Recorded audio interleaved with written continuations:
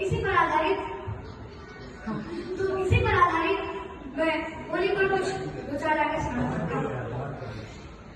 प्रहलाद की बुआ होलिका के जलने के बाद सभी देवी देवता, यक्ष, गंधर्व, किन्नर सभी लोग धरती पर आए और रंगों का त्योहार होली मनाए। तभी से हम लोग होली का त्योहार मनाते हैं। होली मनाने के बाद हिरण्यकशिपु ने प्रहलाद की माता कैथु का वध कर डाला, जिसे देखकर प्रहलाद जी बहुत डर गए और उस नन्हे से प्रहलाद से हिरण्यकशिपु ने गजरा करके पूछा कि बताओ तेरा हरि कहाँ रहता है। डरते हुए प्रहलाद जी ने कहा, पिताश्री, श्री हरि तो सभी जगह विराजमान है।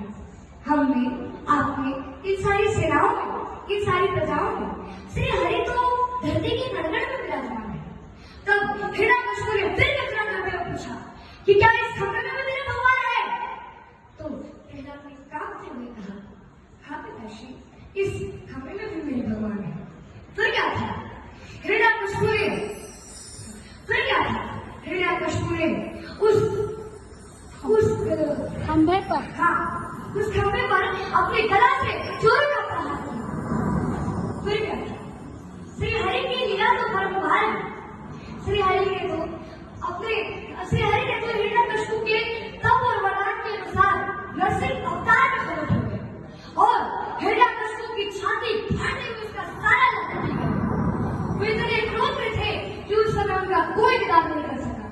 यहाँ तक कि माता लक्ष्मी भी पीछे हट गई और प्रहलाद जी अपने पिता की मृत्यु को देखकर और भगवान का क्रोध देखकर किम कर्तव्य परिपूर्ण हो गए, अर्थात नहीं वो आगे बढ़ सके और नहीं वो पीछे हट सके।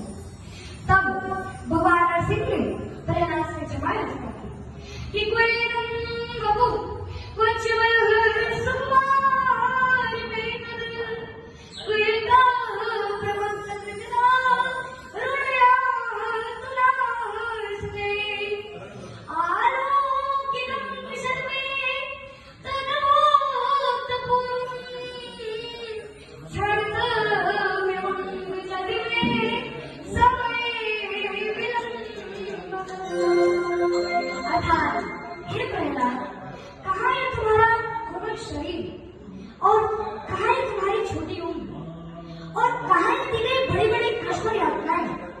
बड़ी ही दर्दनाक और भयानक विषय है।